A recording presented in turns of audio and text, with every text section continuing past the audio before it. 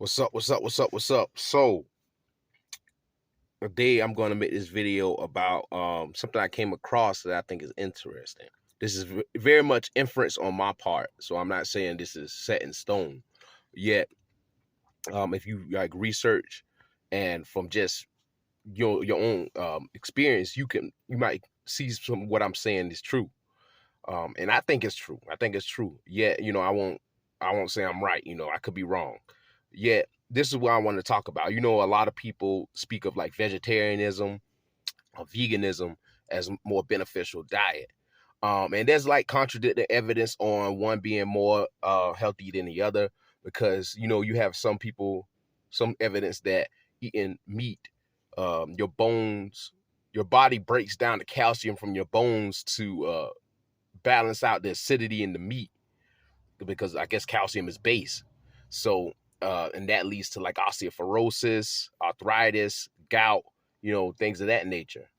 Then you have some people that have on the other side is like, well, you know how much vegetables and fruit you have to consume to make up for the protein you miss in meat, which is true. This is true. You even got some people that go deeper, and they speak of the amino acids in meat versus the amino acids in vegetables and fruit, and being that meat has more complete amino acid profile than vegetables. I haven't looked into that too deeply, but those are some of the arguments that are presented from each side.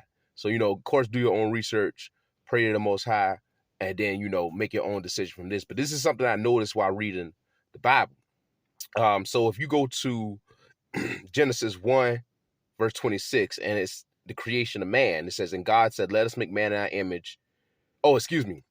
Genesis 1:29, the giving of food. And God said, behold, I have given you every herb bearing seed, which is upon the face of all the earth, and every tree in which is the fruit of a tree yielding seed, to you it shall be for meat.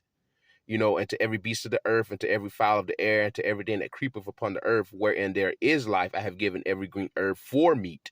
And it was so. And God saw everything that he had made, and behold, it was very good. And the evening of the morning were the sixth day. So this is something that I paid attention to, something I noticed is that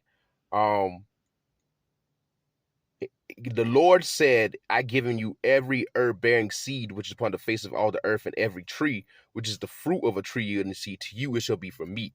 Meaning he was telling people, because this is the sixth day, the creation of man happened in the fifth day. And it says, excuse me, the creation of man happened in the sixth day. What I'm talking about. The creation of man happened in the sixth day. And he said, the fruit of tree yielding seed, it should be for meat, and every herb will, bearing seed upon the face of the earth is going to be for meat. Does not mean you can eat anything. So some things are poisonous to you. So I don't mean you eat anything, but those things that are poisonous, depending on the dosage and the configuration, can be medicine. So anything can be used, but some things aren't readily processed in their natural state. So keep that in mind. And another thing I noticed is that to every beast of the earth and to every fowl of the air, everything that creepeth on the earth, wherein there is life, I have given every green herb for meat, and it was so. So obviously, like so it was every beast of the earth, right? So that would mean lions and carnivores. So did they eat? That mean they were originally eating vegetables? I don't know, but it says to every beast of the earth and to every fowl of the air and to everything that creepeth upon the earth, wherein there is life, I have given every green herb for meat. And it was so. So either carnivores didn't exist back then, or they ate plants. So, you know, I don't know. I've heard people say that when the fall happened, like everything fell, like entire things of creation have fell. And I've heard verses that also speak to that all of creation fell.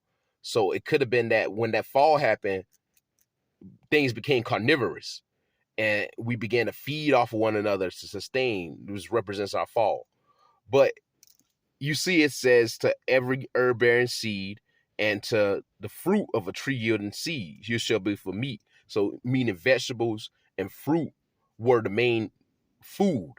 That was the main food of consumption. It doesn't mention, like, nowhere in Genesis up until I think Genesis 4 is when they mention like food, because after Genesis 1 29 through 31, we have the seventh day. Adam, you know, is made. Adam was put in the garden. Then you have Eve comes along. Adam names the living creatures. They marry, the first marriage, temptation, the curse, fall of man. They sent from the garden, and then you got the story of Cain and Abel. All right, and then at that point, Abel and Cain both present a sacrifice to the living God. So they present each one a different thing. So Abel presents meat, and he dresses it. It said, let me go to it. It's Genesis 4, verse 4. And it says, and Abel he also brought of the firstling of his flock and of the fat thereof. And the Lord had respect unto Abel and his offering. So he gave them the firstlings of his flock and the fat.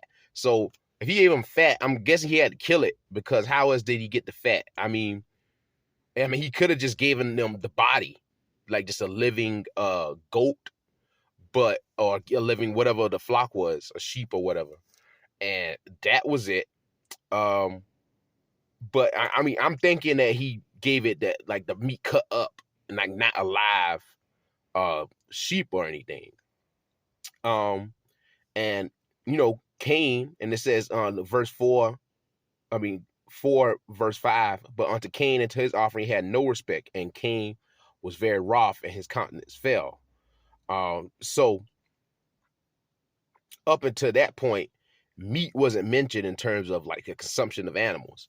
It was only when the fall happened, after the fall happened, that now you see meat being seen as a way of like something to be cured or like doctored up, or something to be prepared. Other than that, Adam just named the animals, and they was essentially living about.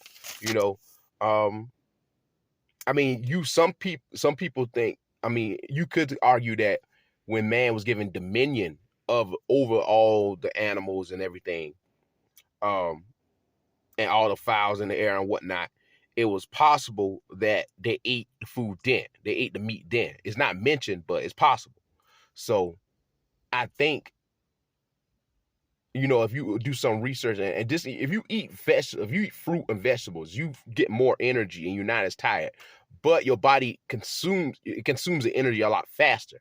Meat has a harder time to breaking down in your body, and that's why you're more full. Well, protein too, but it takes longer for that protein to break down. Like it's harder for meat protein to break down than plant protein. But what you guys think? Does this support a vegetarian diet? Am I like looking at this the wrong way? If you know anything else that could like bolster what I'm saying, or anything that contradicts what I'm saying and proves otherwise, I'm open to it. But you can see that that there is an emphasis before and after the fall. And of course, I won't be up here saying we should eat meat, but there is downsides to everything, because everything is cursed. Everything has a detrimental effect on your body, and there's even downsides to eating vegetables all the time, because of the water, and the water content of the vegetables can wash away minerals from your body, because that's constant cleansing. So you can see that too. And you also could not just get enough of nutrition and not have enough diversification of a palate to sustain yourself. So, but what do you guys think of what my analysis of this verse? Just let me know. Peace.